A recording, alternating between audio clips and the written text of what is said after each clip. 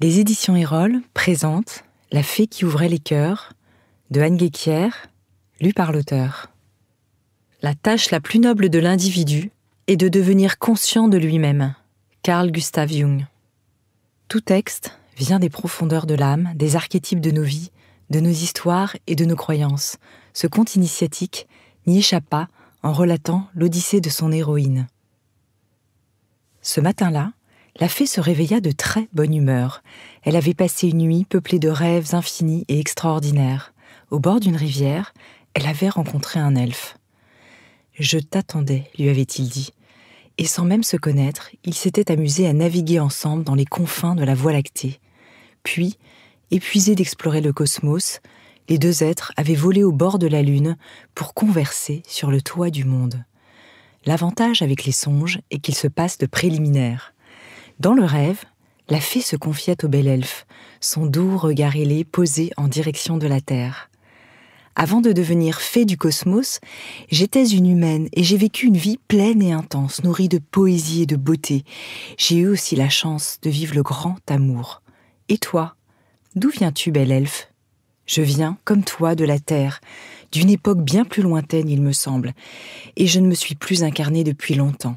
Il faut dire que ma vie terrestre a été rude et peu joyeuse. Je me sentais constamment blessée, sans valeur et comme enfermée dans mon corps. Ce ne fut pas vraiment une expérience fantastique, du moins au début, car en approchant de la fin de ma vie, j'ai compris de grands mystères. Mais je crois quand même que je préfère ma condition d'elfe libre aujourd'hui. L'elfe dégageait une telle aura de lumière qu'il en devenait éblouissant par moments. Difficile pour la fée d'imaginer qu'il avait été jadis un pauvre humain malheureux. Elle demanda, indiscrète et quelque peu fascinée. « Comment as-tu pu t'élever vers ce rayonnement si puissant après ton passage sur Terre ?» L'elfe se mit à rire de bon cœur et lui dit avec une immense douceur. « J'ai découvert le secret de l'unité à la fin de ma vie terrestre. Ou plutôt, il m'a été révélé par une bien étrange histoire impliquant une fée. Je te la raconterai si tu me trouves. » Encore tout ébouriffé par le sommeil, ébloui par la magie du parfum qui se dégageait de cet elfe, la fée songea.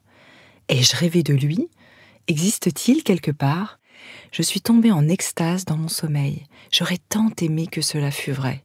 Et puis, il ne m'a même pas raconté le secret de la fin de sa vie.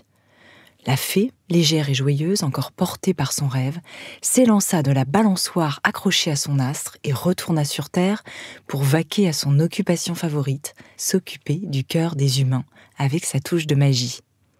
La fée laissait s'écouler à travers elle la force du divin. Rien ne venait de sa propre volonté. Elle s'abandonnait à la transcendance, au désir infini. À peine arrivée, elle rencontra une femme endeuillée qui pleurait son époux à chaudes larmes. La fée se rendit aussitôt dans les cieux, s'entretenir avec le défunt mari.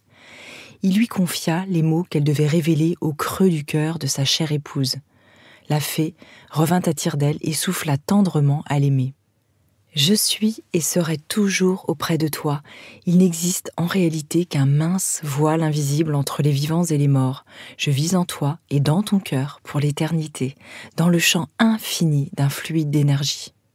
Comme il y a un nouveau printemps, un nouvel été, puis l'automne et l'hiver, je suis tombée telle la feuille de l'arbre pour mieux revivre un nouveau cycle. Mon essence est vivante en un autre espace-temps, sur une autre ligne temporelle. » D'abord apeurée par cette voix, venue du ciel, la femme se trouva bouleversée lorsqu'elle reconnut la vibration de l'être cher. Elle se mit alors à danser dans sa chambre, tout à la présence de son tendre époux. Elle venait de comprendre, en cet instant, qu'ils n'étaient pas véritablement séparés et ne le seraient jamais.